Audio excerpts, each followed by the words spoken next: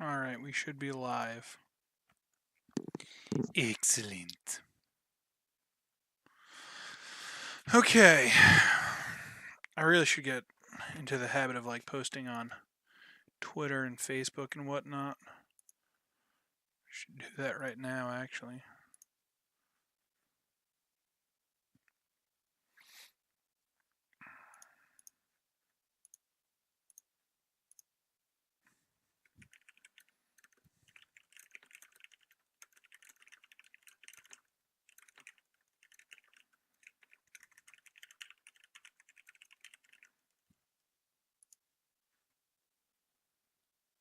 Okay.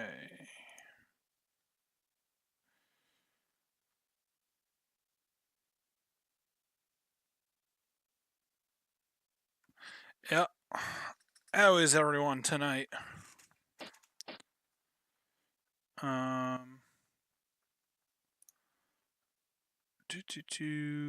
Looks like we're doing fine. So we're gonna go ahead and start a new game. I actually want to take a second to mention something because this is going to be important to how I'm approaching this playthrough of the game in general. Um, it's going to be slow and methodical. It's going to be focusing on the lore of the game. Um, and if you're familiar with the Dark Souls games, I know not everybody who's watching might be super familiar, but if you're familiar with the Dark Souls games, I recommend kind of wiping your mind of the preconceived notions that you might have, especially about Dark Souls 2. It is kind of the black sheep of the trilogy, and it's considered to be a lesser experience than Dark Souls 1 and Dark Souls 3. As we're going through this, part of what I want to do is kind of challenge that notion, um, and maybe try and look at Dark Souls 2 in new lights. That being said, I suppose there's not much left to do. We can go ahead and get started with a new game here in Uzuki Tours. Perhaps you've seen it. Maybe in a dream. I'm gonna turn down a murky, my forgotten TV some. land. I want to try and get rid of a lot of the echo that you might get from there being kind of a timing difference.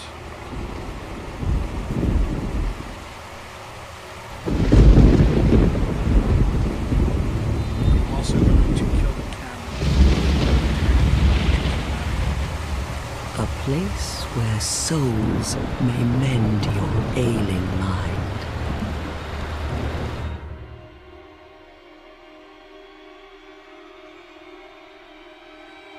You will lose everything. Once branded, the symbol of the curse, an augur of darkness. Your past, your future, your very light.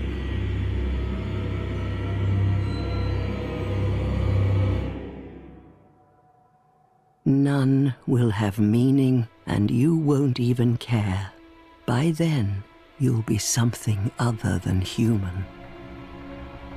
A thing that feeds on souls, a hollow.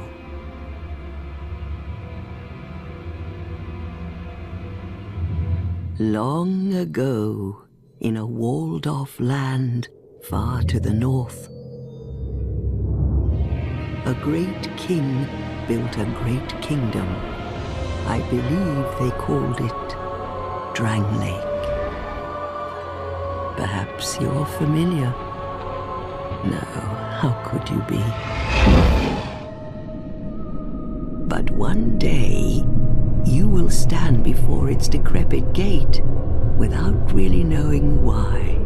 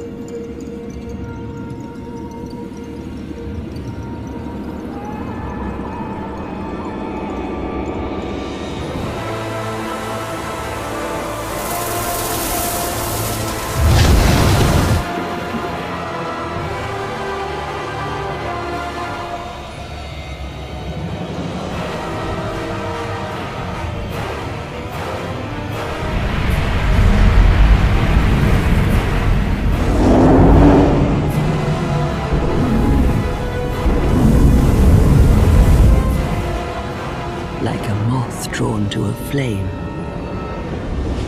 Your wings will burn in anguish, time after time.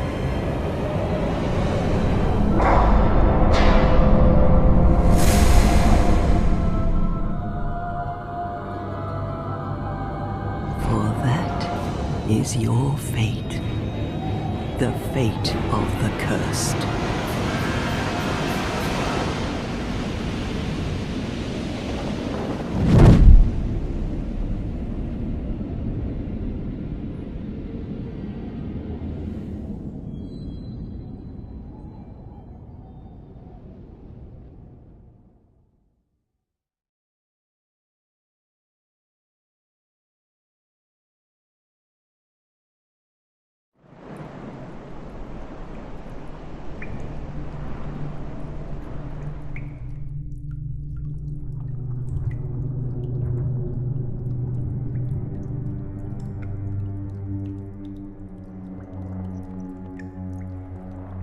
Back with the webcam. I don't really feel like there's a whole lot to talk about in the intro cinematic to Dark Souls 2.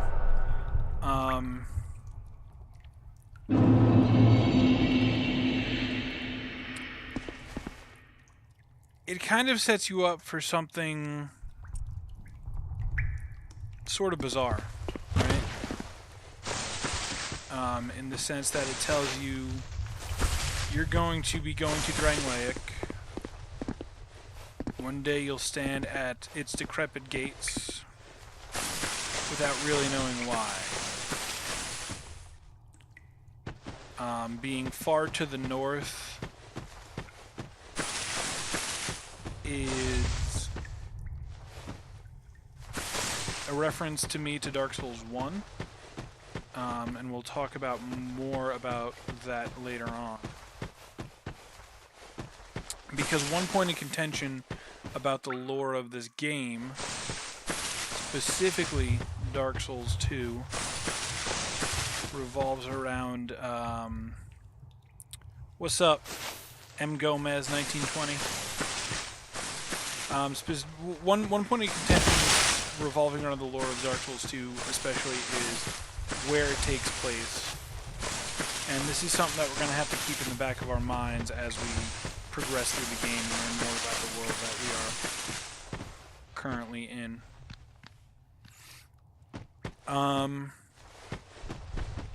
I do have to say, I do give a lot of credit to the opening cinematics. There's a lot of little things that you probably missed the first time you watched it.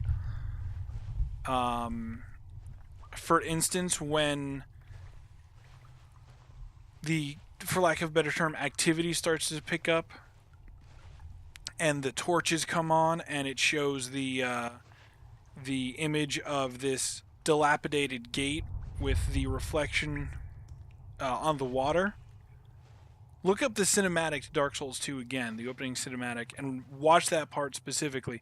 Because if you watch the water, you'll actually see a reflection of the structure that we're at in actually kind of its original condition rather than the dilapidated condition that that you otherwise see.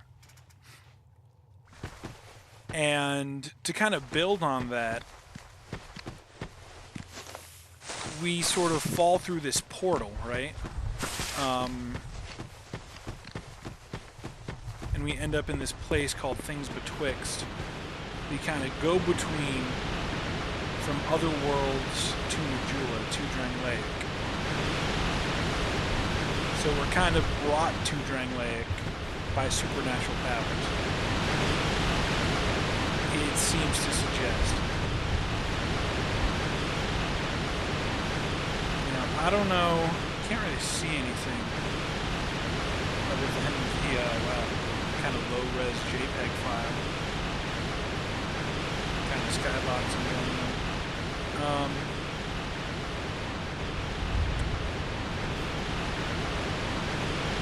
There is a possibility, and while I don't necessarily believe this to be true. There is a possibility that Dark Souls 2 involves some sort of time travel shenanigan. But the only thing to kind of suggest anything like that is the opening cinematic. I don't put too much stock in the opening cinematic as it is, because all it does is kind of really establish the general theme of Dark Souls 2, which is this kind of, for lack of a better term, this feeling of loneliness and this feeling of being lost. And another way of looking at it is really this kind of being driven by the hand of fate. You know, you're going to end up in this place without really knowing why. That is my interpretation. And then, of course, we open the door to the ladies in red.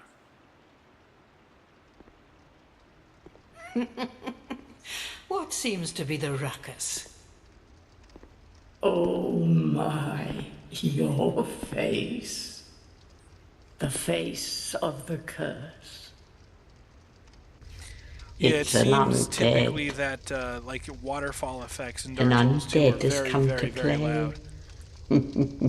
So let me Well, know then going look, yeah. forward if I have All kind of the the same ones issue, like or if it was you. just specifically when I was standing by the waterfall. You spoke to that kind old dear, didn't you?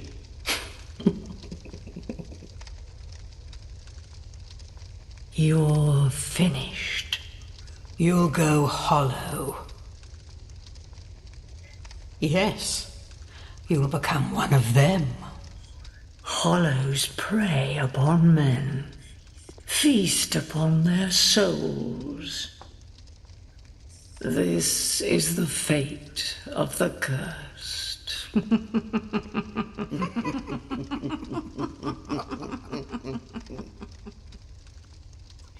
What is your name? It really does this sound that low? Hang on one second.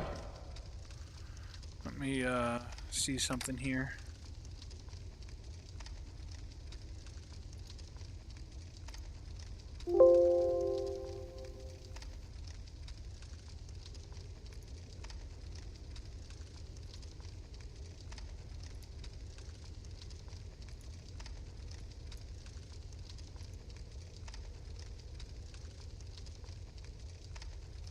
No, that's my microphone should be at maximum volume output. I'll just go ahead and turn down the sounds of the game in a minute here. We are, of course, Uzuki. Yeah, I'm sure of my name. At least you know your own name. Here's your reward for sharing. Alright, is this any It's better? a human effigy. Voice versus game sound. Take a closer look. Who do you think it's supposed to be? Think back, deep into your past.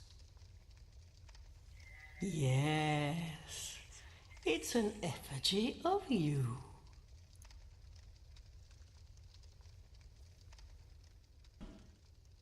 Alright, let me know as we go forward.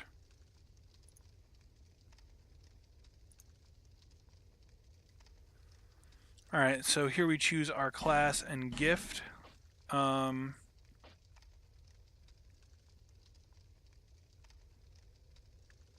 this is much better. Yeah, I turned down the audio of my capture card. So it's probably something along those lines. Just the audio is being captured at much louder than I thought it was. I'm thinking what we're probably gonna do for this character is kind of more of a standard strength build.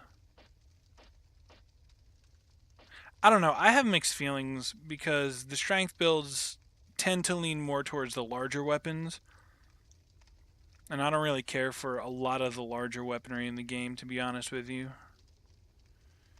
I've grown out of liking the heavy weapons and stuff like that because the game is balanced in such a way where it's like if you're using the Pursuer's Ultra Great Sword or like the Rapier, it seems that both weapons perform at about the same.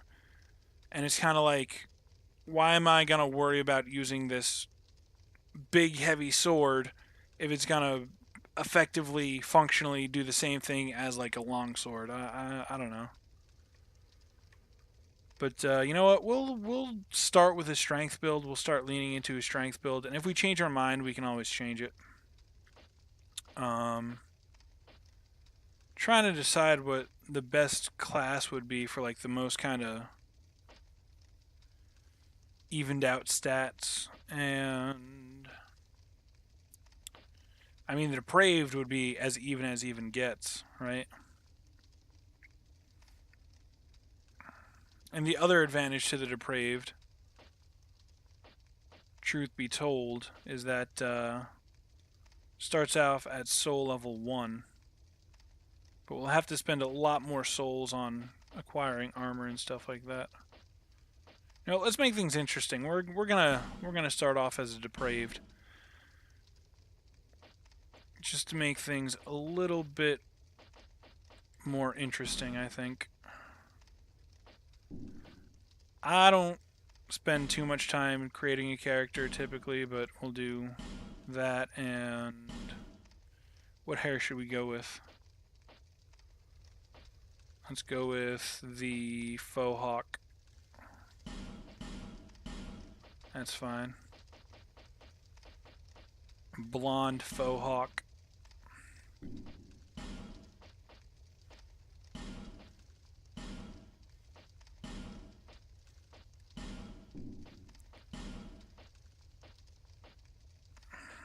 With a fancy mustache to go with it. That seems good to me. All people come here for the same reason. To break the curse. You're no different, I should think. Doesn't stand a chance. Well, you never know.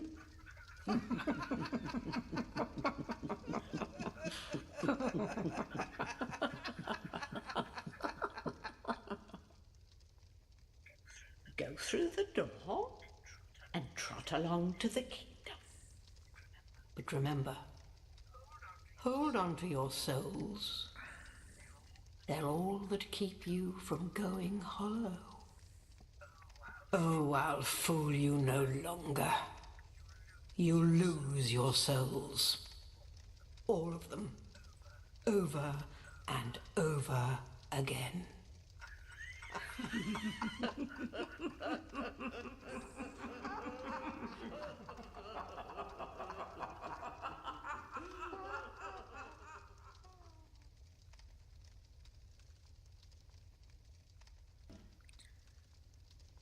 I don't really care too much for the ladies in red. And the exact reason is I don't know, I find that whole exchange with them to be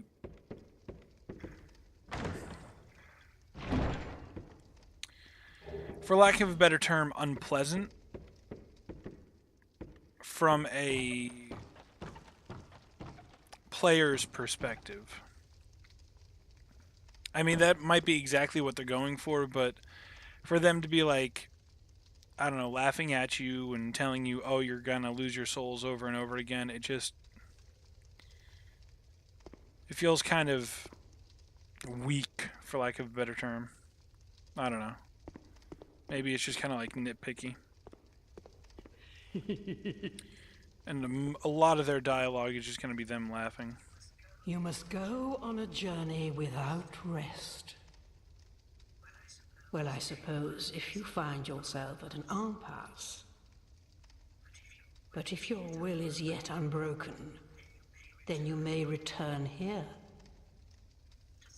to start again with a clean slate.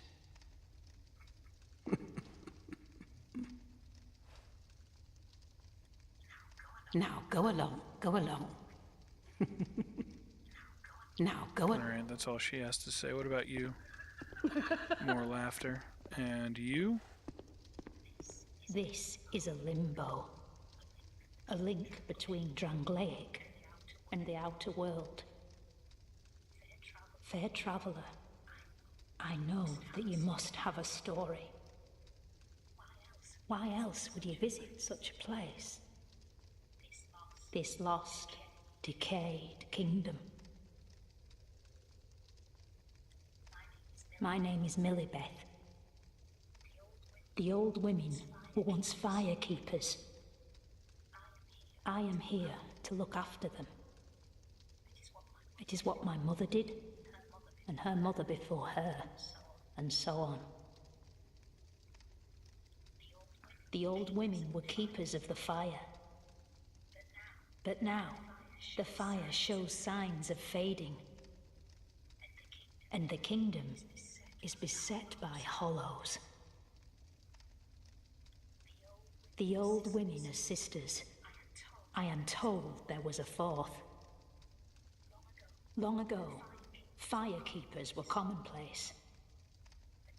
But now they are lost, scattered to the winds.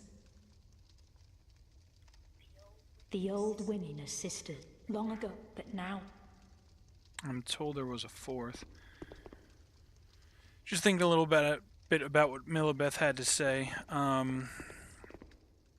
She is saying the fire is fading.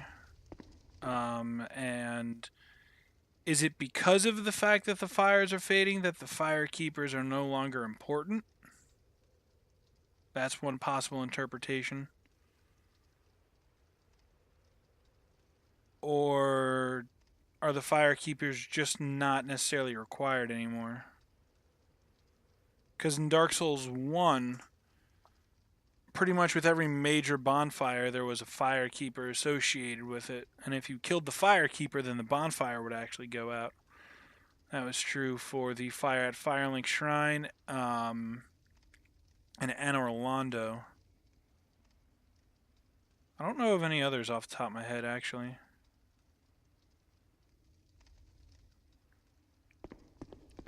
But it seems to suggest that the fire is fading and darkness is falling on the world. We're going to go ahead and check out some of our inventory here. We might as well put these on in a second, but I'm going to read this. Imported hood. Hemp hood that fully covers the face, provides protection from the elements, and little more. The cursed souls who wander the lands have a strange way of ending up here, as if drawn from afar by some force. And then it's going to be the same. And then we have the human effigy, a warm, soft, shadow-like effigy. Use this item to reverse hollowing. It also weakens the links to other worlds, preventing invasions and most cooperation. Peer closely at an effigy, and one begins to perceive a human form, but whose form it takes depends on the person looking. So this explains, first of all, the gameplay effects. Not well. You use this to reverse hollowing. This is the equivalent of humanity. M. Gomez 1920 asks, will you be doing all bosses in this run, even the optional? That is the plan. The current plan is to do everything, including the DLC and optional bosses. The only one that I might not end up doing is the Dark Lurker, just because it's a huge pain in the ass just to even get to the boss.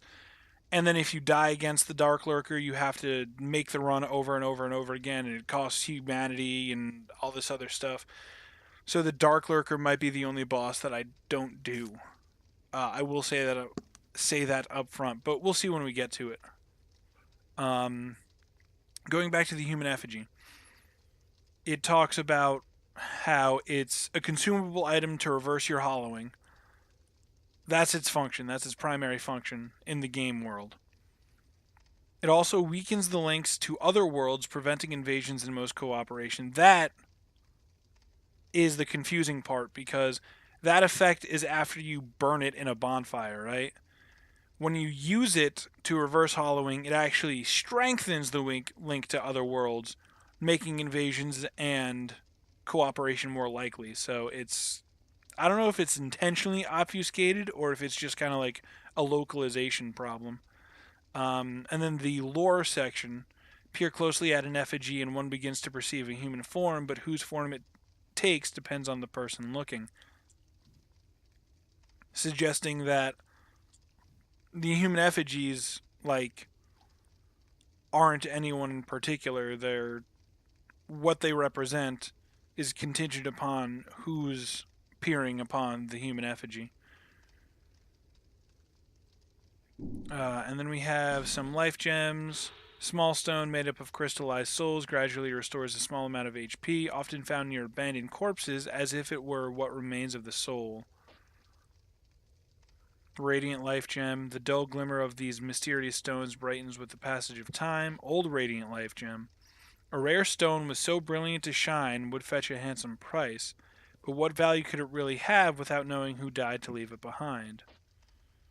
Then we have the poison moss. A faintly poisonous clump of moss. When ingested, it counteracts poison and cleanses one's insides. If enough poison builds up in the body to break out and cause poisoning, your HP will start to decrease. If you wish to stay alive, you would do well to keep a supply close to hand. Then we have the dark sign, an accursed mark. The dark sign induces death, returning the player to the last bonfire rested at the cost of all souls held. Do what you must to gather the pieces, scraping them into some semblance of a whole before the will to do so fades. That's an interesting, I don't know if that's intentional or not, but that can be loosely interpreted to be a reflection of the Lord Soul from Dark Souls 1, the Lord Vessel, where in the second half of Dark Souls, you're working to gather all the bequeathed shards of the Lord Souls and return them into the Lord Vessel. Then we have the Black Separation Crystal, a symbol of farewells that has been passed down since time immemorial. The crystal sends phantoms back to their homes or sends you back to yours. Whether ending in hope or despair, encounters are valuable experiences. Beware fickle use of this item. That's a online play item. Doesn't really, so we don't really have a whole lot of lore yet. Nothing too significant to talk about. We are going to go ahead and put on our, whoops, wrong button. Put on our tunic here, because some protection is always better than no protection. We get our first bonfire.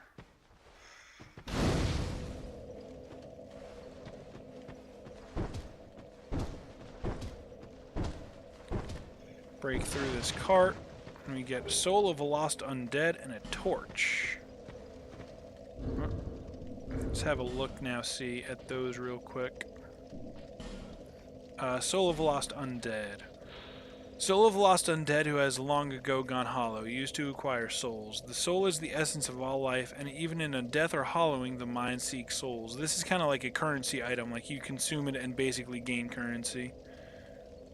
And then the torch. I don't know where the torch is actually found.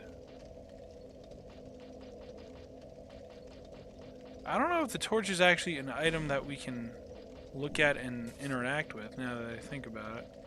Because it's not in our inventory at all. Interesting. Oh, wait. Here it is. We can... Whoops. It's not actually going to show me, is it? Alright. Well, right next to my highlighted boots, you see the 5 minutes. The indication there, it shows a symbol and then it says 5 minutes. That is the duration of our torch. The torch is not an item that we can interact with, so it has no description apparently, but if we want, we can light the torch, and it'll provide us with extra light as we move around. We're going to be using the torch throughout the playthrough, but right now is not one of those times. And then we come to an area where we see a very bright light ahead of us. We can see an item up above us, and then a few fog gates. Let's go through some of these fog gates and see what's going on.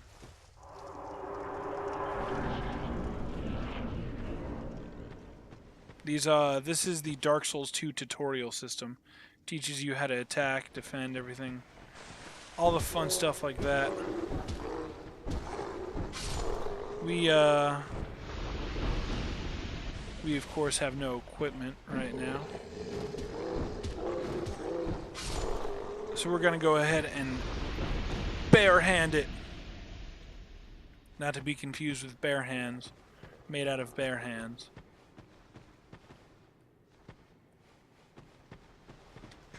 Nope, too slow on the parry there. Come on, friend. There we go. Get that unarmed parry. Like a boss. Oh.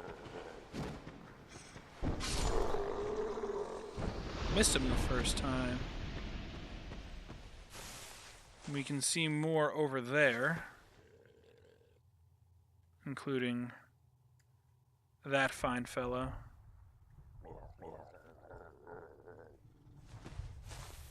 Of course we have, I think these enemy types are called goblins, if I'm not mistaken.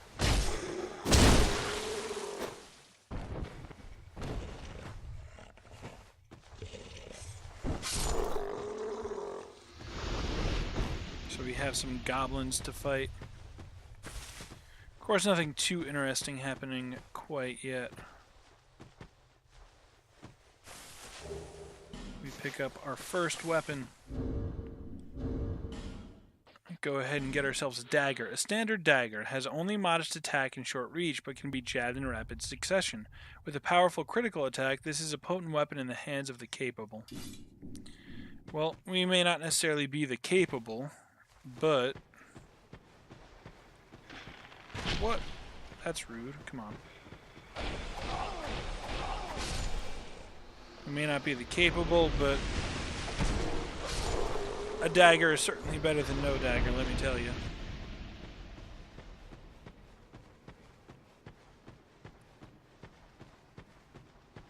I'm not going to stop and read all these stones because it's literally all just tutorial stuff, like 2 hits will kill these guys. With my heavy attack, alright. Oh, except for that guy who took 3 hits.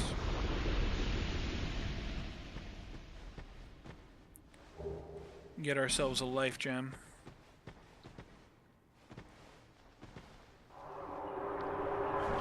So I want to know, how was your guys' Sunday? My Sunday was pretty alright, if I'm being honest with you. I got a lot of sleep, had a good morning, went to work, had a nice day at work, and I am climbing back up, and I'm gonna get this item. But I am very excited to be back in the hot seat, back in the pilot's seat, doing this. I have missed streaming regularly. I really let the wheels fall off the bus, but we're back with more Dark Souls 2. Because we were doing a playthrough, then I stopped streaming for like a month. But we're back to keep working on this, and the goal is to really pretty much stream every day, or as close to every day as possible. There will be days where... There will be days, of course, where either I don't want to stream or can't. And I highly, highly, highly recommend following my Facebook page. Especially my Facebook page, because that's where I make the most updates And I will try my best to let everyone know if I am streaming or not on one day. That is to say, if I'm not streaming one day, I will make a Facebook post about it. And you can find that Facebook post, you can find the Facebook link in the boxes down below under the social media tab. Well, it's not really a tab, under where it says social media.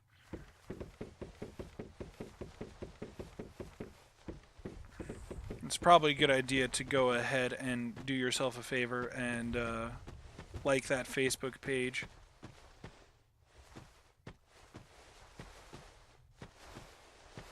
And in a similar vein, if something happens and you can't make it to one of my streams, I will, as soon as I finish streaming, I will upload the videos as archived videos to my YouTube channel, also available below the stream. So be sure you're subscribed to the YouTube channel in case you miss anything. Or maybe you know somebody who doesn't have fantastic internet and they're better off watching YouTube channels and YouTube videos rather than access to streams.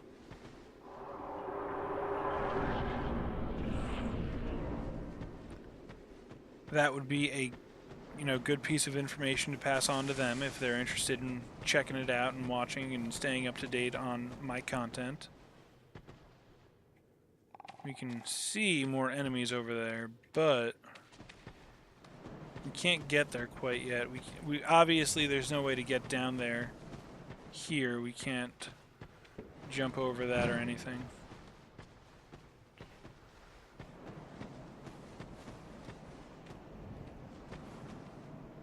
And if we look over here,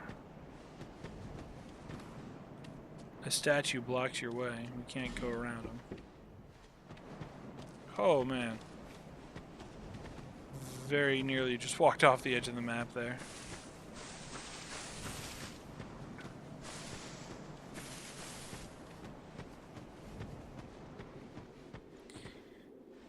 The Facebook page is also a great place to interact with me. I have games that I have planned that I'm going to be playing through after Dark Souls 2. Including games like Bloodborne and Dark Souls 3 I want to do eventually. I don't know if I'm going to just go like hard on Souls before I move on to other stuff.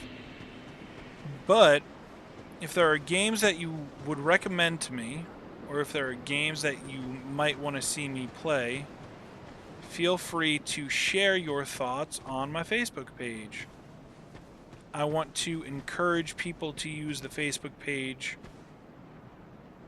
to interact directly with me. As of right now, there is no surrogate who runs a Facebook page. It is all done manually by me. And I intend to continue doing it that way.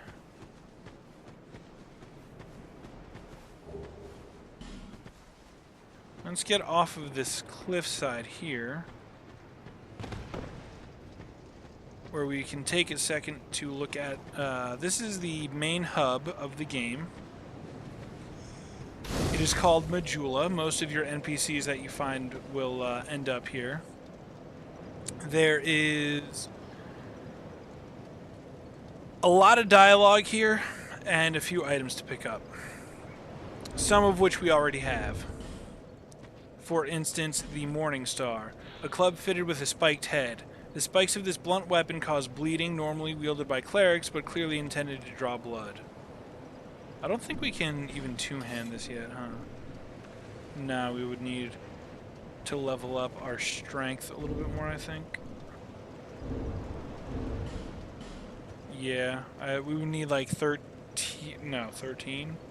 7 or 8 strength total and 7 dexterity.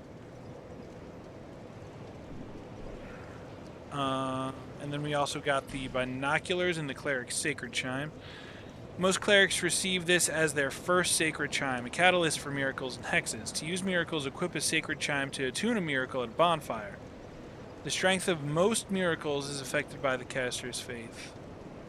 And binoculars. Binoculars are used to peer at distant sights. Equip in place of a weapon to use, a rare tool crafted in Vulcan. These won't help you in battle, but with a little creativity can be put to good use. That is actually true. There's a lot of interesting strats pertaining to like speed runs and killing bosses and stuff that revolve around using the good old binoculars. We don't need to sit at the bonfire just yet. I want to run through here and pick up a couple of items.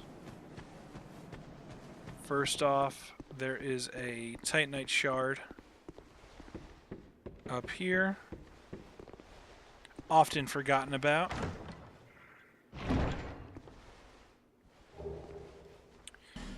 The first Titanite shard most people will encounter, I personally think. We can go ahead and take a quick look at that.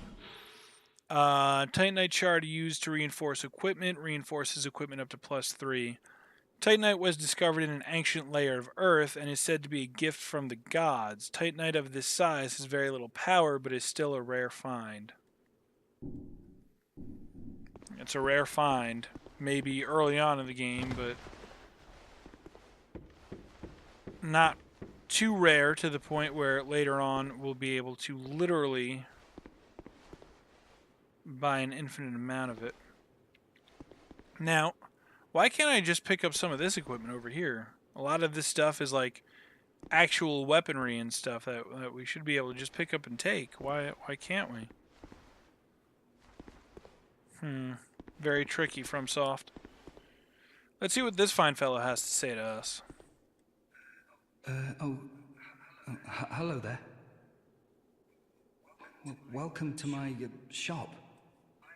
I'm Morlin, and I sell armor.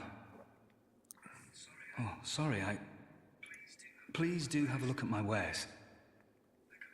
I could really use the business. If you'd be so kind. So he sells shields and armor. And the more that we buy from him, the more variety of items he will sell to us. We will come back to him throughout the game. First, we're going to exhaust his dialogue. Well, I came from the west, from Vulcan. Have you been there? It's a lively place, vibrant with trade. Very competitive, of course. And you have to grease the wheels to get anywhere. But I didn't have the funding for that, so I left home in hopes of striking gold. It's been years since then, and I've made very little headway. I don't even know why I'm still here. Everything's all run down and dying. It's terrible for business, really. A group calling themselves the Blue Sentinels have gained much power in Vulcan. You can't even run a shop without their blessing. They claim to be working for the greater good, but it's absolute hogwash. So, first mention of the Blue Sentinels there have a lot of power in Vulcan. Vulcan, of course, being where the binoculars originated. Oh, by the gods, why the hell am I here? Oh. Well, I do hope I see you. It's interesting that they put that dialogue there with him. Because there's another character who we'll meet very, very shortly, who will talk about the Blue Sentinels as well. Over here, we have a door that won't lock. And no way into this building otherwise.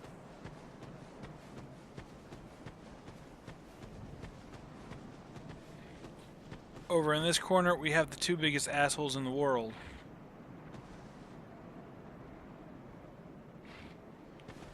I don't really want to worry about fighting them. I'll probably kill them at some point just to show you what they're all about, but I don't know if you can see them in the grass over there. Oh no, they are coming after me.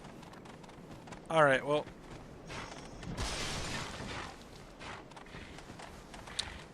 Let me show you why these are the biggest assholes in the world. They are little baby piglets. And they have a lot of health and do a pretty decent amount of damage.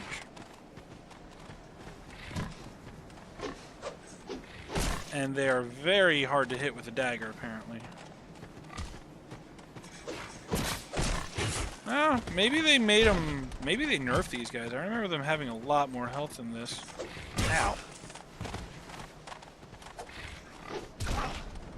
They still do pretty considerable damage. It's also hard because we don't really have a weapon that can hit them.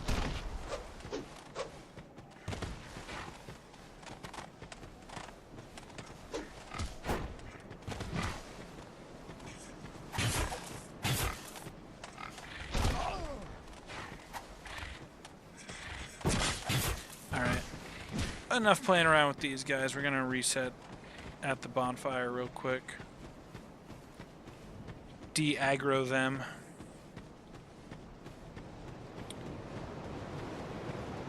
I think their primary function, from what I understand, is basically to drop red eye orbs early on in the game for people who really want to get into PvP quickly. But they're kind of a challenge to get in that sense. But over here, we have our first Estus Flask shard. Take a quick look at this.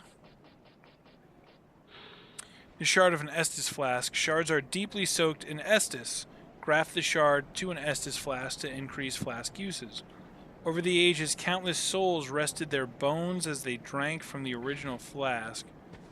Now they have this shard, and now this shard remains, serving as a vestige of their hopes and dreams.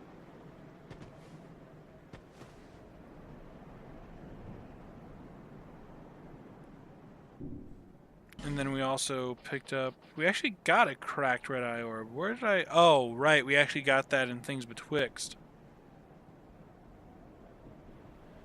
Online play item. Invade other worlds. Defeat the master of the world you have invaded to acquire a token of spite.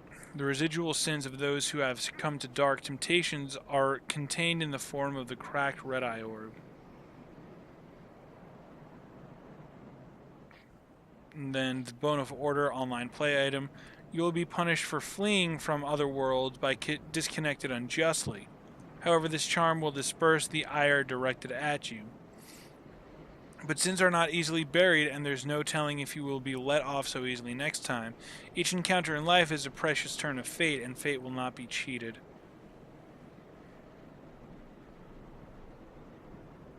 The Bone of Order basically, if you accidentally, disconnect from the Dark Souls 2 servers, you can use the Bone of Order to reconnect to them.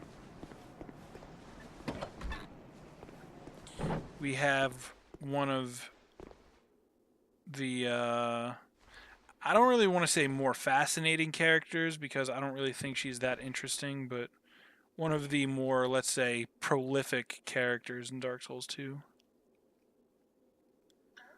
Oh, undead are we? And one without much time remaining. Just about ready to fall apart, I'd say. Not exactly the time to be chatting with a cat. Well, suit yourself.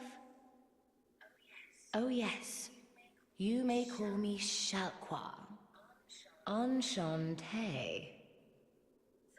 So, what did you want anyway? Ooh, you smell wonderful. So she sells some rings. Ring of the Evil Eye, Silver Cat, Red Eye Ring, Name Engraved Ring, Ring of Whispers. Name Engraved Ring is a nice co-op item.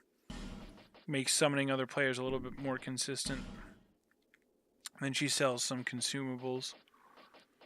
We're not going to take a look at any of these just yet. We'll cross those bridges when we get to them. Let's see what else she has to say to us, though.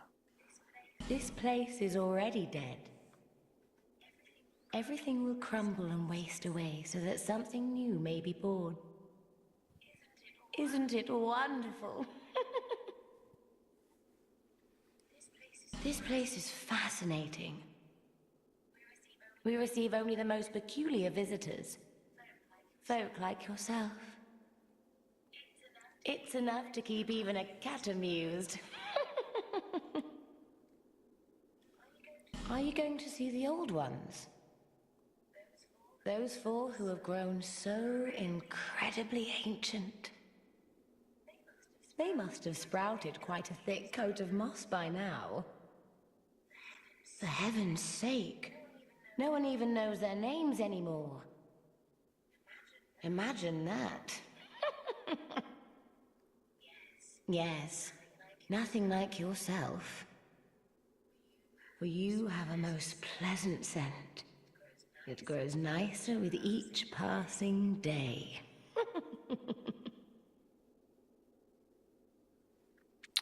M. Gomez 1920 says, trying to co-op with you that time we played was a nightmare. Yes, it was.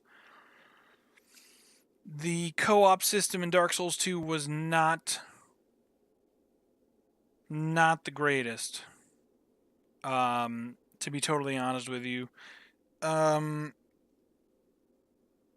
But because of the growing popularity and interest in co-op play, especially with your friends,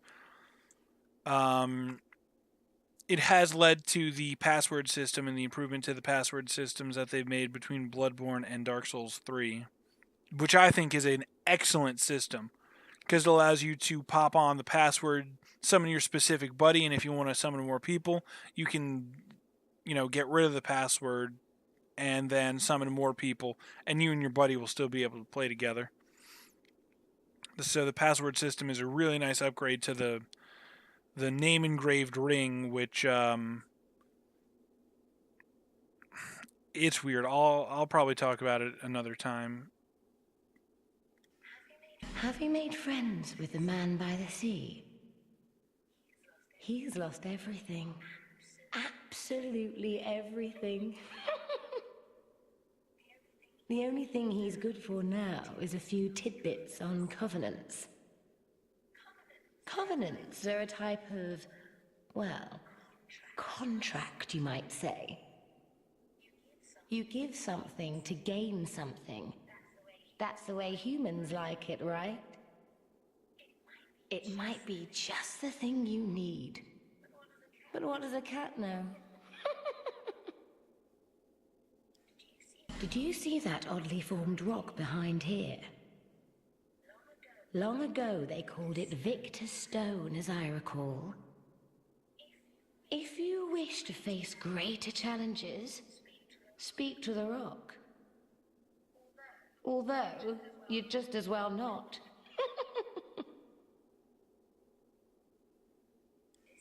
This place is already dead. Everything will crumble and waste away, so that isn't it all? Okay, so that's all that she has to say to us, it seems. Nothing suited you, well, that's dismay. Xiaoqua annoys me because, like, her entire shtick with her character is that she's a cat. And she's also unkillable. So what now? She doesn't care if we attack her.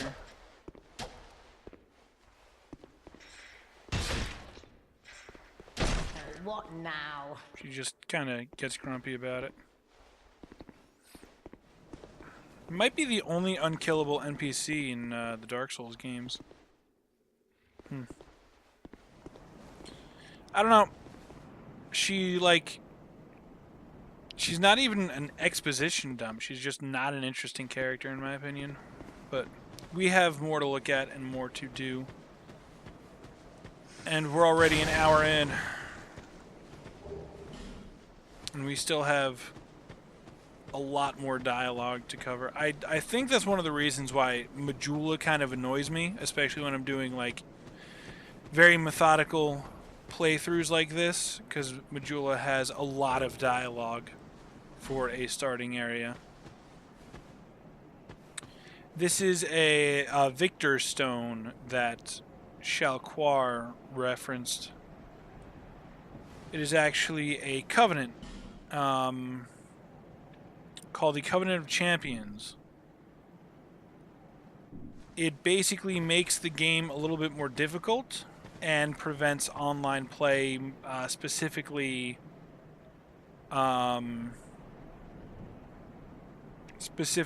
summoning and being summoned by other players. Swerve Star EX says Shalquar simply is, yeah.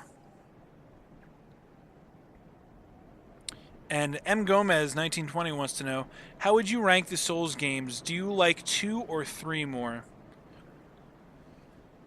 Ironically, part of the reason why I'm doing this is because I haven't really made a decision on if I prefer Dark Souls 2 or if I prefer Dark Souls 3. There are things that I really like about both of them. There are things that I really dislike about both of them.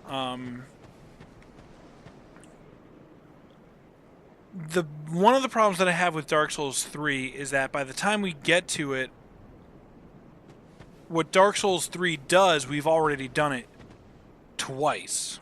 You know, we've already gone through Dark Souls 1, we've already gone through Dark Souls 2.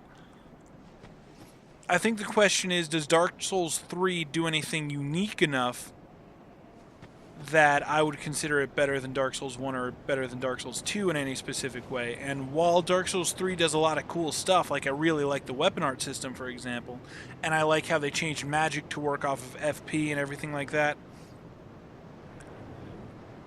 I have enough gripes with Dark Souls 3 that I don't know if I actually like it better than Dark Souls 2. To be honest with you, I like the gameplay a lot. It feels really good to play. It feels like the most polished Souls game to date, which is rightfully so because it's the latest one in the latest FromSoft game actually in general. But I don't know if I like it more than Dark Souls 2 or not. I really don't. I'm going to have to, before I make that final judgment, I'm going to have to play through Dark Souls 2 and Dark Souls 3 again and see how I feel about both of them kind of back to back. But continuing on our kind of dialogue extravaganza here. Who are you? No, it doesn't matter. Just help me open this door. I packed my tools in here, seeing it was vacant. But now somebody's gone and locked the door. I'm a blacksmith. I'm nothing without my tools. Bring me that key. Chop chop. I'm a blacksmith. Bring me... So, we need to find a key to open this door so Leningrass can get back to work. That's his name, by the way. We'll learn that. Leningrass. Next, we'll swing over here and talk to this fine lady. Are you the next monarch? Or merely a pawn of fate? Bearer of the curse, I will remain by your side till this frail hope shatters. Take this with you. May it ease your journey. She gives us our Estus flask. Go on and see the king. He who made Drangleic what it once was. He who peered at the essence of the soul. King Vendrick. You may level up by the power of the Emerald Herald. Let's take a second and look at our Estus flask here. We also want to be sure to equip it. A green glass bottle of unknown make. Fill it with Estus at a bonfire and drink from it to restore HP. Estus being fire. Estus is literally fire. Like, the word Estus is Latin, I think, for fire. So, like, you are literally drinking fire. Fire is the kind of life essence of the undead. The nature of the link between the Estus flasks and the bonfires that illuminate the world of the undead is entirely unknown. But that is of little concern, for any undead knows the value of these precious flasks. Let's see what else she has to say. Bearer of the curse, seek misery. For misery will lead you to greater, stronger souls. You will never meet the king with a soul so frail and pallid. Seek those whose names are unutterable. The four endowed with immense souls. Their souls will serve as beacons. Once you have found them, return here to me, so that hope will not fade away. Is that a shard you found? Here, let me see it, so that I may help you. To see light, to see hope, however faint it might be.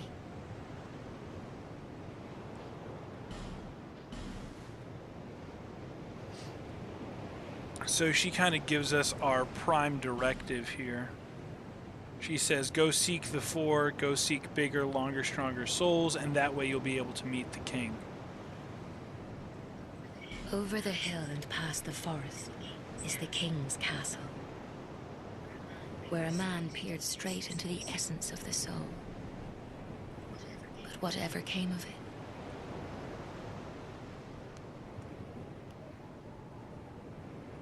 I suddenly had to yawn, excuse me.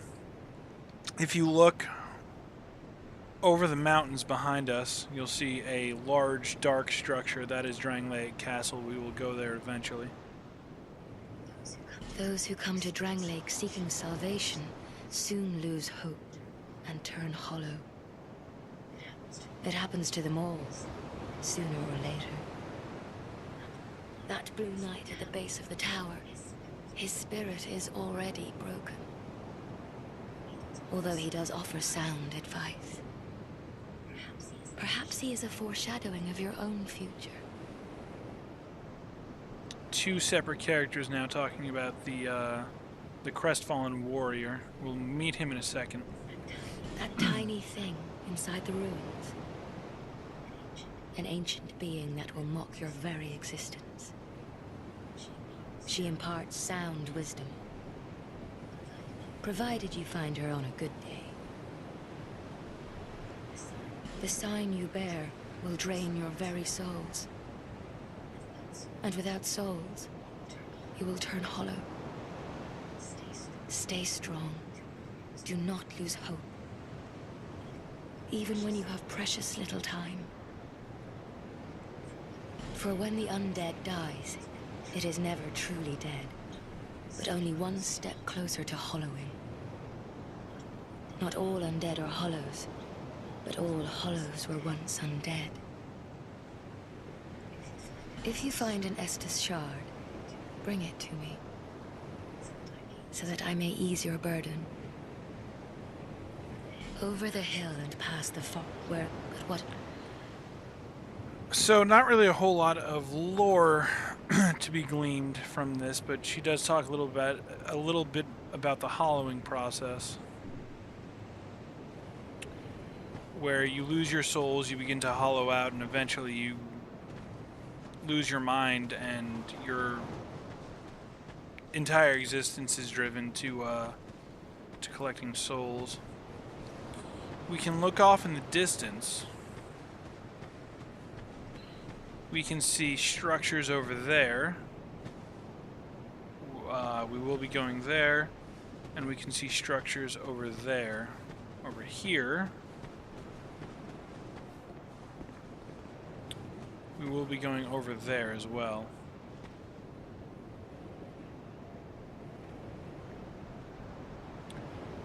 Now, Dark Souls 2 does rely a lot on impossible space. You'll really kind of get what I'm talking about when we go over to that structure over there. The actual travel to that particular location will not be as long as arduous as it seems like it might be. Same thing when we go over here. Seems like we're gonna have to like cross the water somehow and get over there, but that's not the case, and you'll kind of see what I mean. Now we have to spend a little bit of time talking to this massive exposition dump. I don't really like the fact that he has so much to say. It's really annoying to get through all of it, but we got to do it. We got to learn what he has to say. Got to hear all about it. I am going to do one thing really quick, though. I am going to go ahead and turn off the sound effect volumes and turn up the voice volume here. The reason for this is because the mixing on this character's audio is incredibly, incredibly low, and I just want to make sure that we're able to hear him. You're undead, aren't you? You have that distinct scent, the smell of irreversible fate. This is Majula. It is a kind of settlement, a place where life is almost normal. And in Drangleic these days, there are very few places like that. I am Solden, and like you, I lost everything, and now I'm here. You probably heard that it was possible to break the curse here.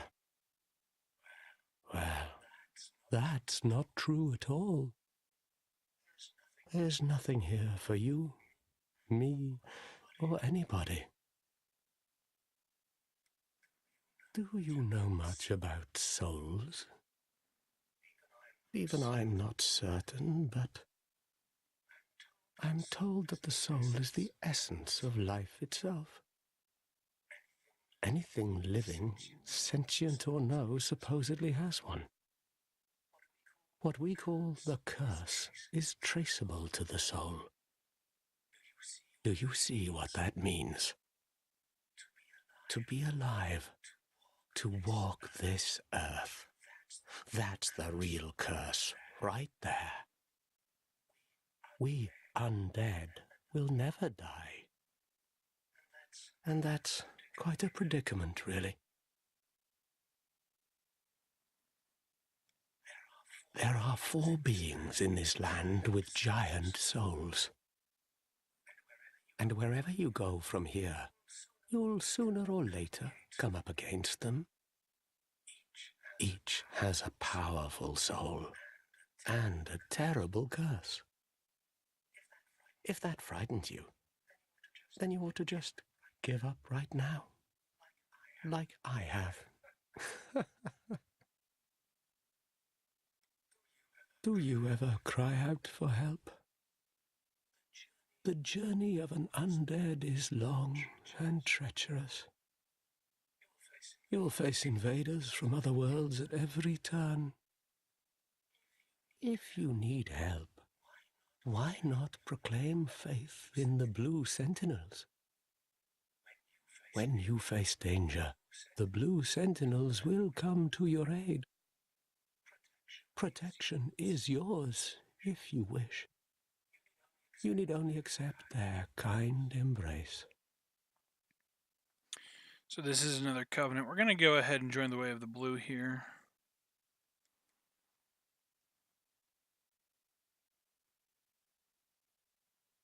Get the blue seal. We'll look at that in a second. That is a wise decision.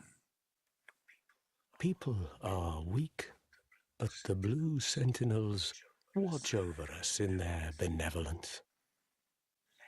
Let the Sentinels cradle you in their embrace. All right, we're gonna take a quick look here at the Blue Sentinel's ring.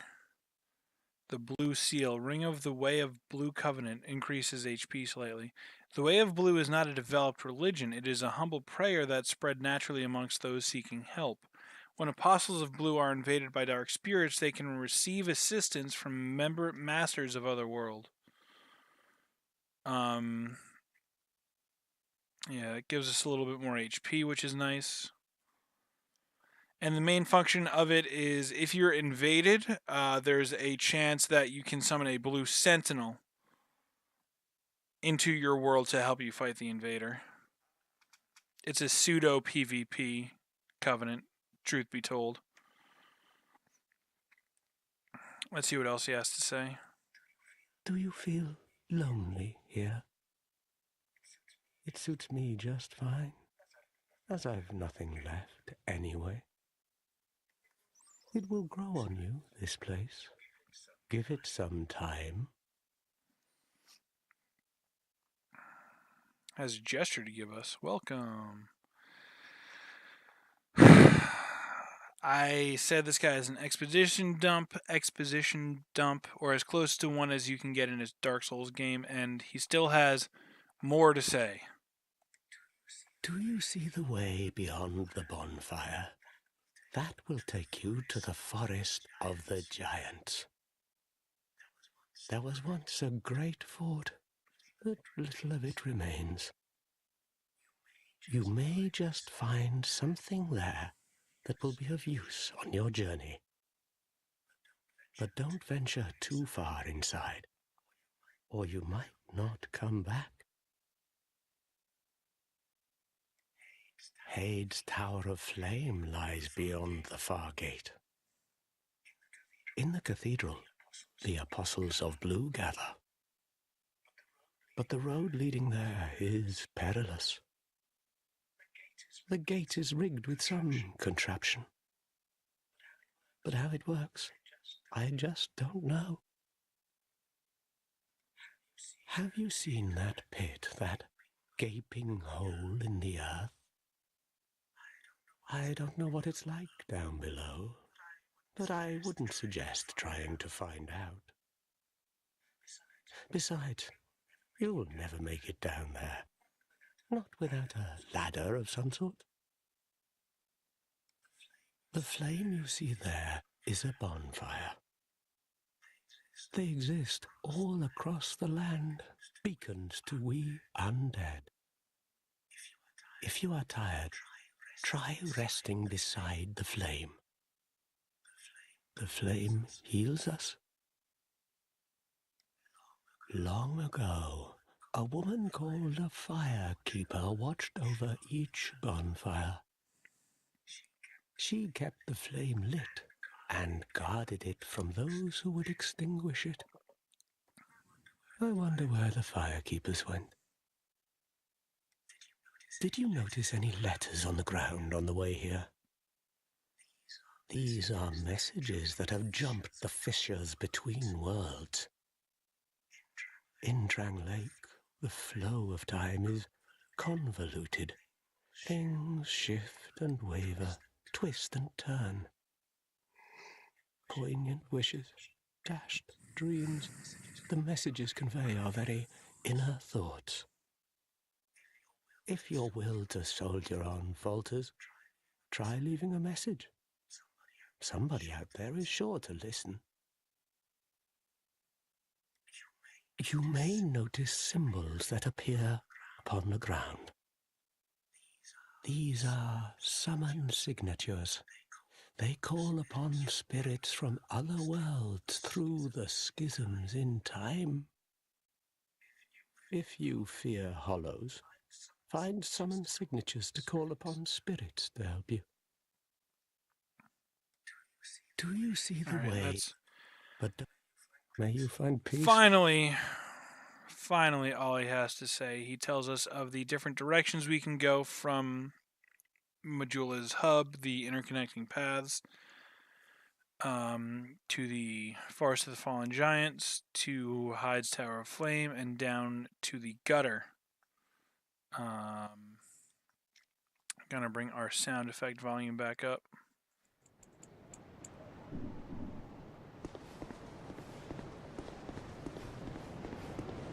So that's all of the dialogue, all of the everything that we need to worry about right now in Majula.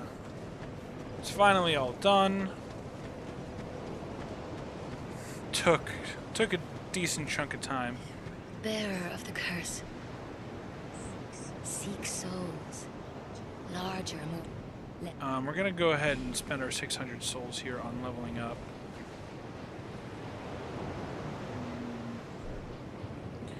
We're gonna work on getting our strength and dexterity up to both 10 at least.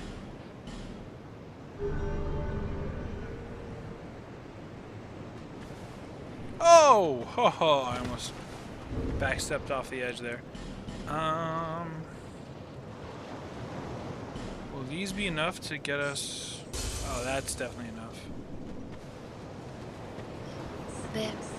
Seek, lest...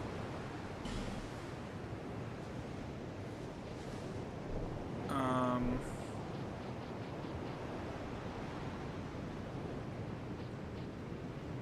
gonna bring our strength up to 7 here.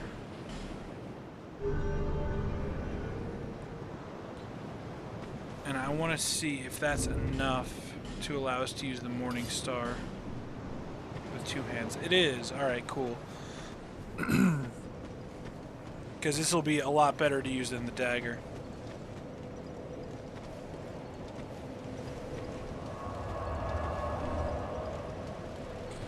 So one of the weird things about starting as a depraved is that the amount of souls that are required for each level up vary depending on which class you actually pick. It's one of the few things that your starting class actually has influence over. Because each of the starting classes have a base level, and the higher that base level is, the higher the multiplier becomes for how many souls it requires to level up. We leveled up twice, and our overall level is now, right here, is now 3. The Depraved is the only character in Dark Souls 2 that starts at level 1, which means that leveling up the character actually has the smallest, or actually I don't think there's any kind of diminishing returns on leveling up your character, and the overall amount of souls that you need to level up is going to be less than any other character class, which is actually the reason why I chose the Depraved.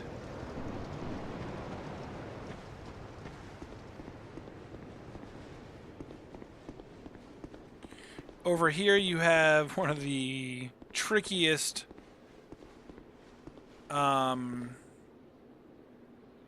chests in the game. For one reason, a lot of people will actually miss it if they're not really paying attention. It's very easy to just walk in here, pay no mind to what's behind you, find the door, keep on going. So it's kind of a very well hidden chest, all things considered. And in New Game Plus and beyond, this actually becomes a mimic. But for now, all it is a rusted coin, which, if I press my buttons correctly, an old rusted coin. Crushing the coin temporarily boosts luck. The rusted coin gives you that little extra bit of luck, making items and the like easier to find. The coin is engraved with the image of a god that was worshipped in ancient times, but no one knows its true origins. I wonder who it's supposed to be. If you look closely at it, it kind of looks like an angel. It kind of looks like it might be depicting the Dark Lurker, honestly, but that doesn't seem to make sense because I don't think the Dark Lurker was ever revered as a god in any way. And we also missed the Homeward Bone description. A white ashen bone returned to the last bonfire rested at. Bonfires burn on the bones of undead, and this bone, belonging to one whose journey was cut short, has the power to travel to bonfires, as if it yearns to resume its futile quest. Learn a little bit about bonfires there. and then amber herbs. An annual herb with an amber color so deep it gives the impression of luminescence. Restores a small amount of spell uses.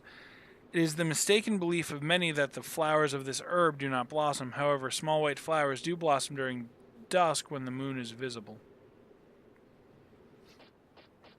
This is an item that restores spell uses. If you are a caster, it's kind of helpful.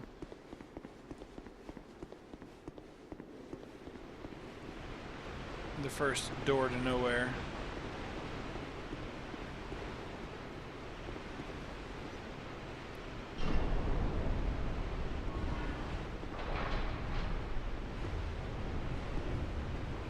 Now, I believe that this is like a loading buffer here.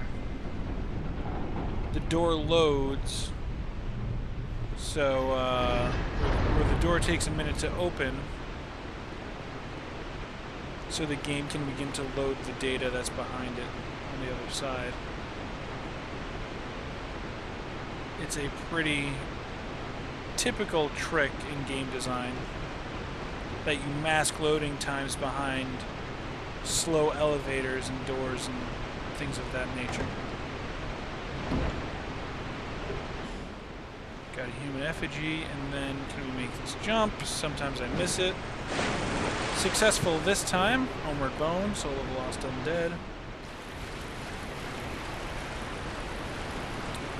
And then we come out in the Forest of Fallen Giants. That would send us back to the cave that we just got out of. Oh! Hey! You actually surprised me. I totally forgot that dude was behind me there.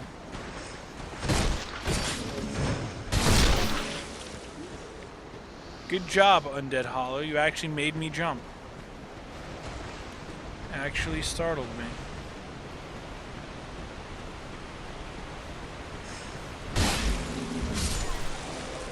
Rare footage of Uzuki actually startled.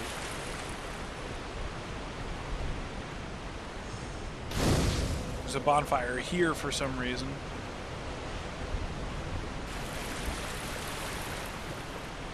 One of the weird things that both Dark Souls 2 and Dark Souls 3 does, and I think it's one of the reasons why both Dark Souls 2 and Dark Souls 3 are considered to be easier than Dark Souls 1, is that they throw a lot more bonfires at you. Like, almost to the point of insanity in some cases.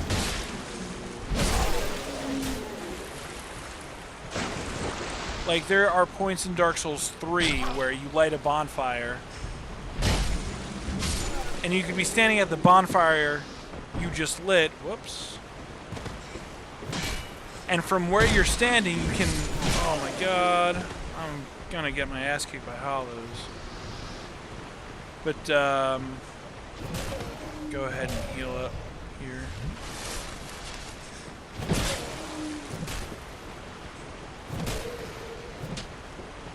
I'm beginning to suddenly remember why I like leveling up adaptability early.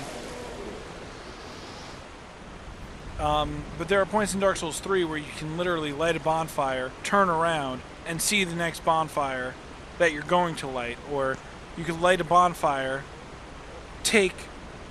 there's one instance in specifically in Dark Souls 3. You light a bonfire, you take maybe 100 steps, and then there's another bonfire right there. Like, there's no need for stuff like that, but I don't know. I didn't design the games.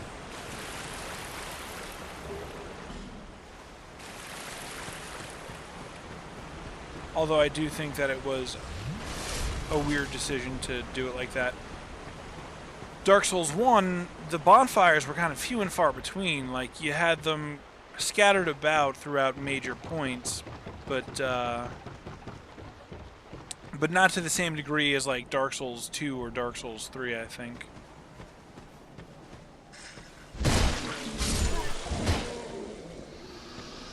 Now this part was changed from vanilla Dark Souls 2 rather. This area had a hide night and stuff like that, but Now it has all these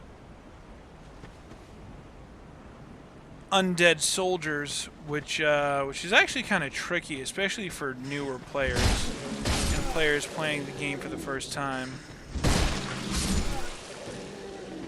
because it's very easy to trigger these enemies, right? And then you get startled because they stand up and you're like, oh crap. And then before you know it, you're running into multiple groups of these enemies. And it isn't long before you're fighting a whole horde of them at once.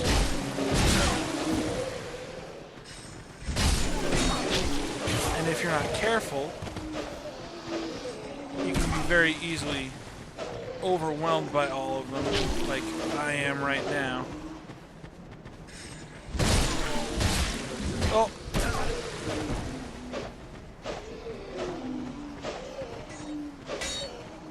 Go ahead and pop a life gem here. Oh, I may have been too slow on that one. Nope.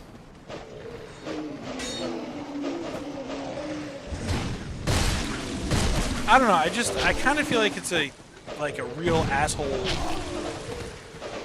decision that they made in this area.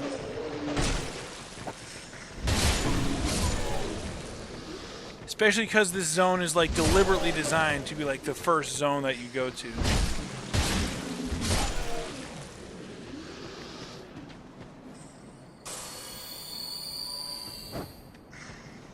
But yeah, I don't like the way that it's all set up, if I'm being totally honest with you. Gonna go ahead and pick up some of this loot here.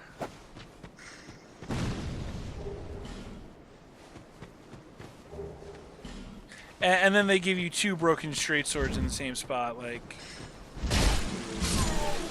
I don't know, it's just weird. I think it's very, very weird. That's all I'm saying.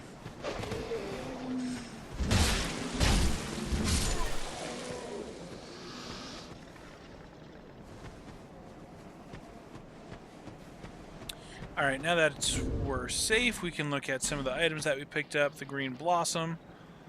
Green weed shaped like a leafy flower. Temporarily boosts stamina recovery speed. At one point, this herb was avoided due to its unusually bitter taste, but once its effects became known, it was harvested to near extinction by merchants.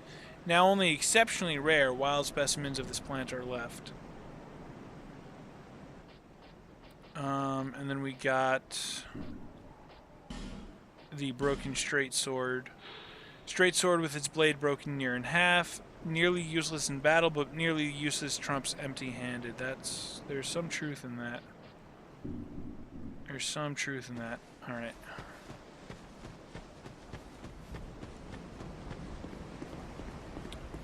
We will press on. Gonna start up this ladder to trigger this guy. Take him out, and then we want to be careful because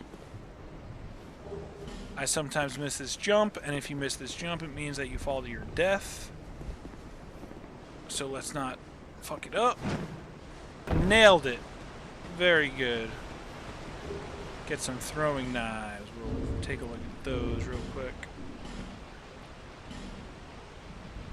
Throwing knife used as a projectile. The simple weapon is easily utilized, its range is limited, and it deals very little damage, but even still it is a valuable tool in the absence of other ranged weapons.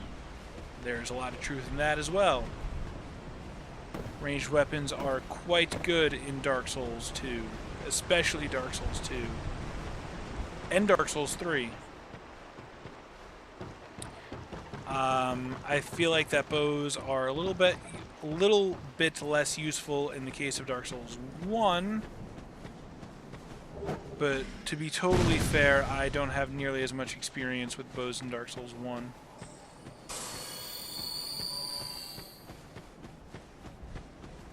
I feel like they were kind of undertuned in Dark Souls 1.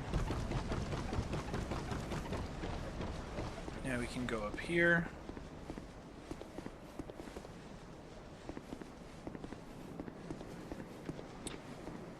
Pick up ourselves another soul of a nameless soldier.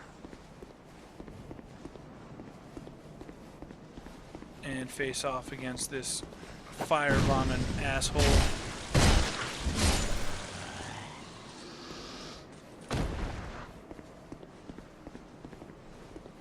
We can jump across here. And there will be a short sword and a soul of lost undead. Now, several of these swords are going to have the same item description. The short sword, the long sword, and the broadsword all have the same description, more or less. A small straight sword, longer than a dagger, but still lightweight, widely used as it requires no particular strength. A reasonable choice that will suffice in many situations, but not the thing to take along if you expect to face a serious challenge.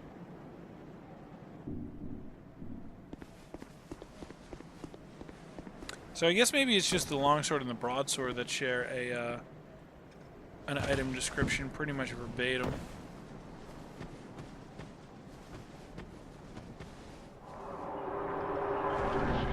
And before I go on, I want to see if I can one-hand that, just out of curiosity. No, I need 10 dexterity. Okay.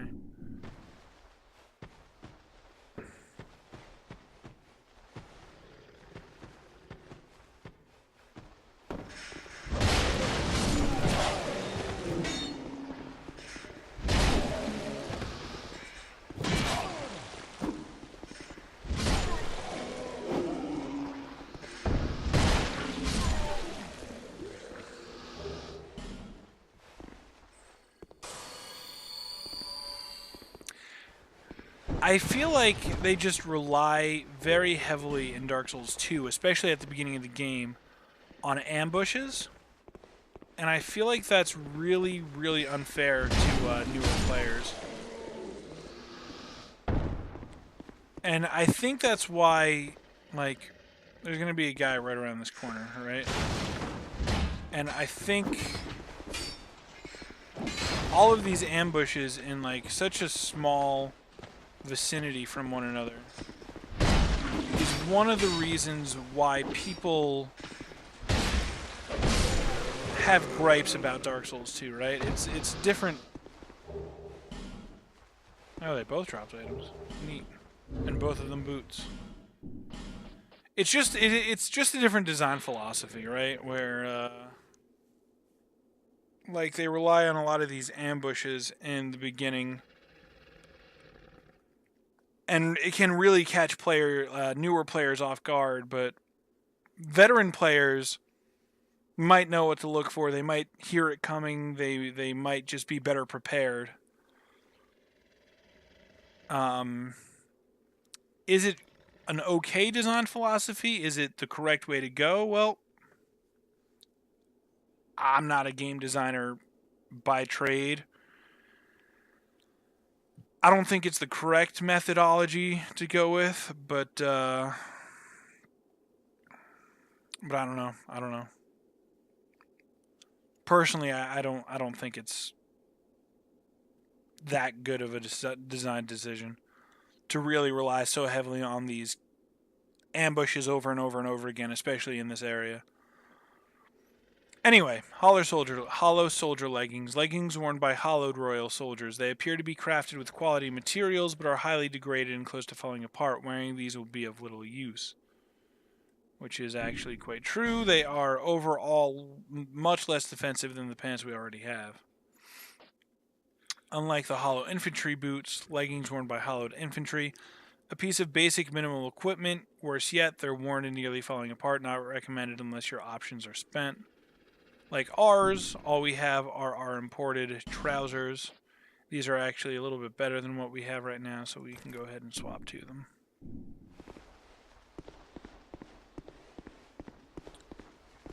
Get you a life gem.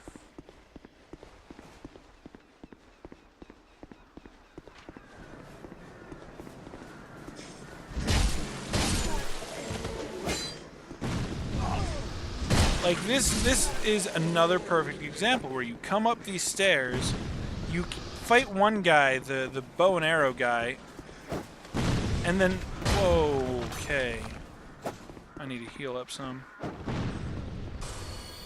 And then immediately you're attacked by another hollow from behind you, And then you have this guy throwing freaking fire bombs from behind you that you can't even see. You don't know he's there until after he's hit you with some fire bombs. It's just kind of this really cheeky design that I don't agree with. I don't think it's the right sort of design to put into what effectively is the first level of the game. It's like if Mario started you out in Bowser's Castle instead of World 1-1.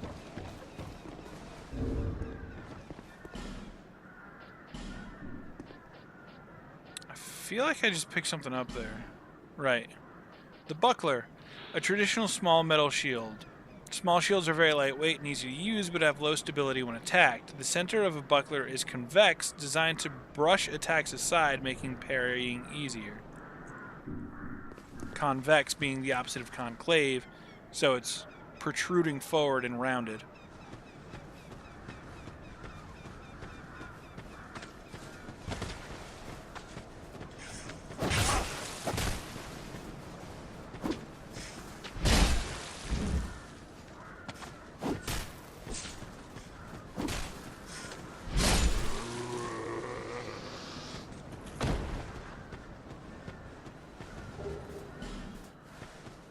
You'll see me swap a lot from one-handed to two-handed.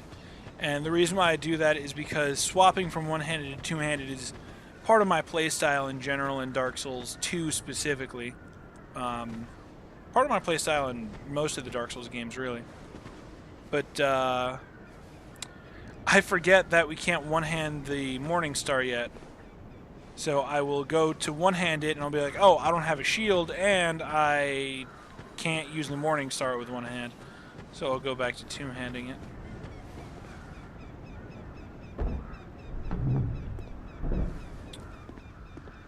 We have a bonfire here, along with another NPC who we're going to talk to. After we talk to Melentia here, we're probably going to start wrapping up tonight's stream. Because I'm pretty tired. I decided to just go straight through without taking my break. Normally I take like a 5-10 minute break at the 1 hour mark. Tonight, I decided not to do that.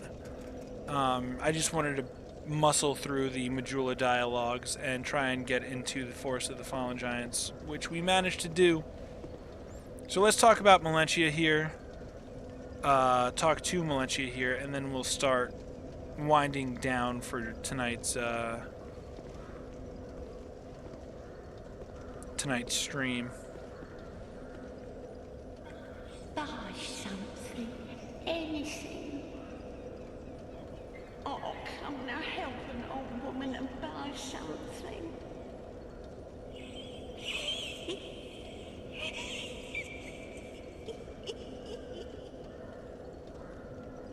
So she's going to sell different weapons, a hand axe, a club, a caestus, the traveling merchant set, the hat of which is pretty useful.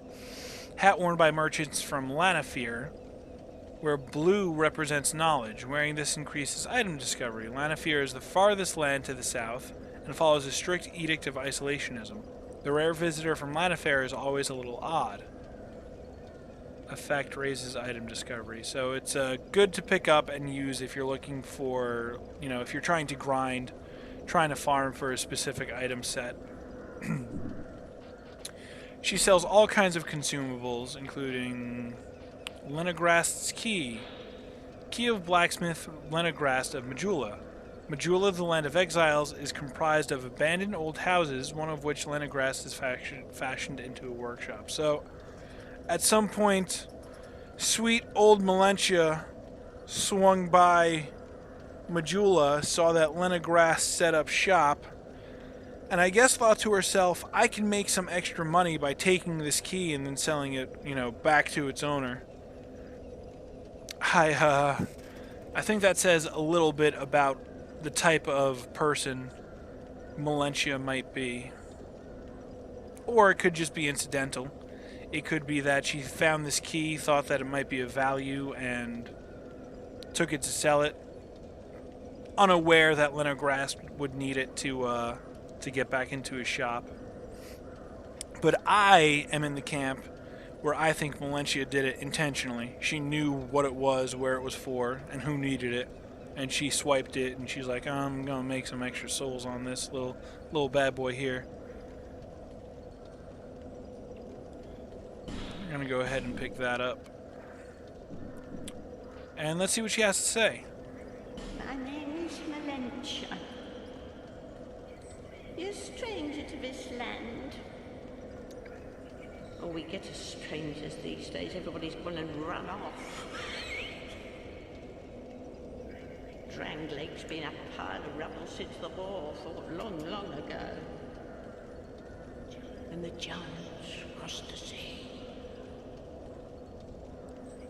Seemed like the battles would never end. Poor folk like myself have nary a place to sleep. That's why I keep all me things right with me. You may travel light, but methinks you bear a burden of your own.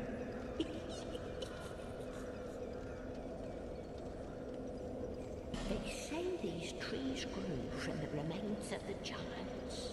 From each carcass sprouted new life growing into what you see now. But you know what they also say? Don't believe what an old hag says. It's high time that I pick up a move. Up above. Alright, so she doesn't have much to tell us right now. Thanks. One of the more interesting things that she does mention is that these trees are a product of,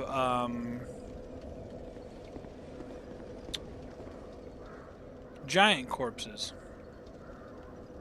Which we will see is actually true. It's kind of a little thing that From Software likes to do where they go, you know, they'll present you with information about the world. And then they'll follow that up in such a way that kind of makes you doubt if that information is actually true or not. And you kind of have to settle it for yourself, which is part of what makes the Dark Souls game so interesting to dissect.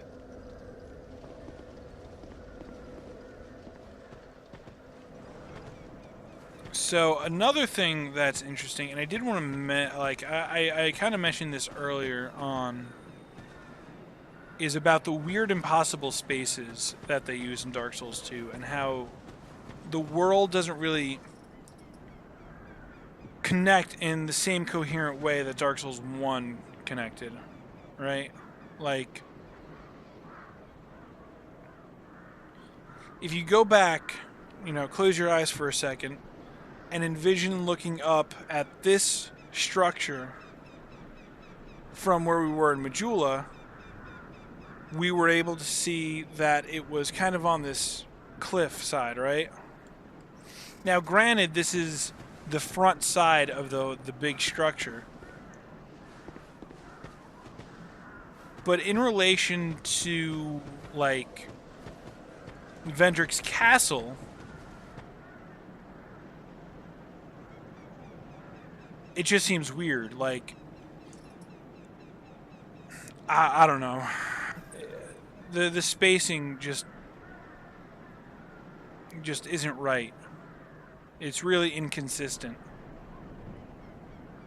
And while they try to be consistent with saying, hey, look, here are some of the more important monuments, to kind of give you that feeling from like Dark Souls 1 where you can look up and you saw the Duke's archives, and then later on in the game you ended up in Anor Londo in the Duke's archives thinking, oh, I was in the undead settlement looking up at this, now I'm here. It's pretty cool. But the spacing is a lot different in the sense that, like, it seems totally out of whack. I don't know, it's just one of those weird things about Dark Souls 2 that people complain about. I don't think it's really, well, in a consistency matter, it is important, but in a matter of, does it make Dark Souls 2 worse than Dark Souls 1? I don't think so. I don't think so necessarily, anyway. Like, by necessity. Alright, we're gonna head back to Majula.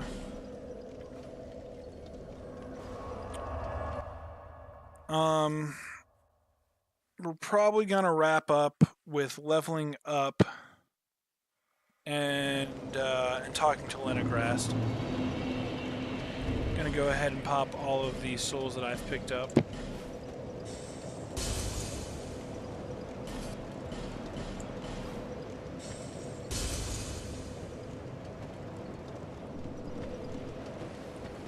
Head over to you. Bearer of the curse.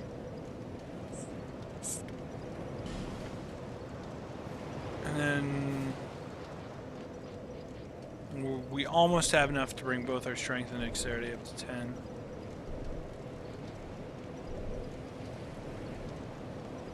Almost.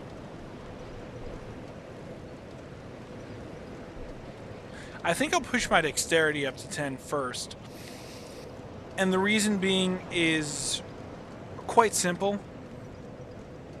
When you're dealing with the weapons, specifically in Dark Souls 2, this might be the same way in Dark Souls 3 and Dark Souls 1. I think it is. But I know for a fact in Dark Souls 2, when you're looking at a weapon, you can two-hand it without meeting the strength requirements, right? Your strength has to be at least half of the required strength to one-hand the weapon. But you need 100% of the dexterity. So if we come across a weapon that requires 10 dexterity, but let's say 12 strength, we'll be able to two-hand it as long as we have the appropriate amount of dexterity. So I'm going to push my dexterity up first to 10, and then we'll start focusing on strength.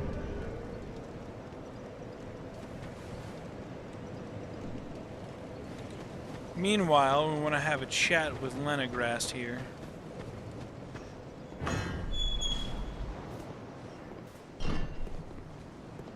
Oh, right. There's the bow here. The most basic bow in the game.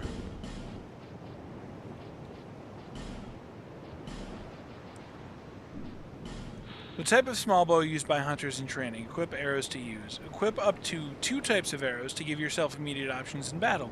Use arrows to hit enemies from afar to gain the upper hand by drawing first blood. That is an accurate item description if I ever heard one. Bow and arrows are incredibly useful in Dark Souls 2. And I might end up bringing my dexterity up to 12 just so I can use that short bow. Ah, yes, very good. Now I can get to work. But first, let me set up. Come again later.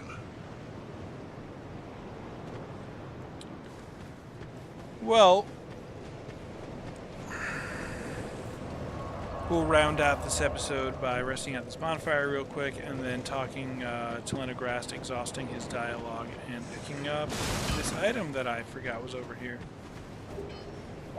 Soul of Nameless Soldier and Life Gem. That actually might be enough to level us up one more time. Oh yeah, for sure it is. For sure. Might even got 2 levels up. 2 level ups out of this now. No, just 1. Alright, that's fine. Get our strength and dexterity up to 10. It's a good place to start. You, stand back. This is dangerous work. The name's Lenegrast. Just a simple blacksmith. And you are... another useless traveler. That's rude. A man ought to labor with his feet planted firmly in the earth. Not roam around like you flirtatious vagabonds. Oh, what does it matter? Go on, show me what you've got. Your equipment. Let me have a look.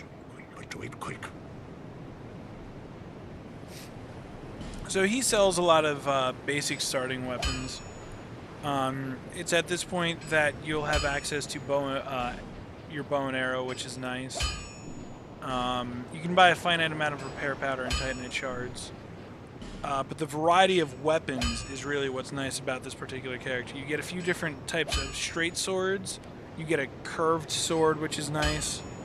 You get a couple of different types of thrusting weapons. You get the battle axe, which is a pretty decent strength weapon.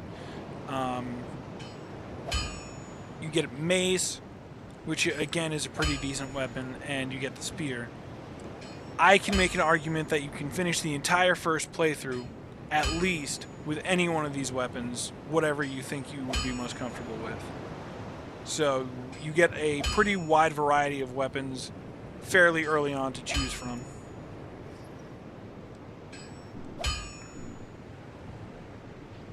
And of course access to improving your weapons and armor.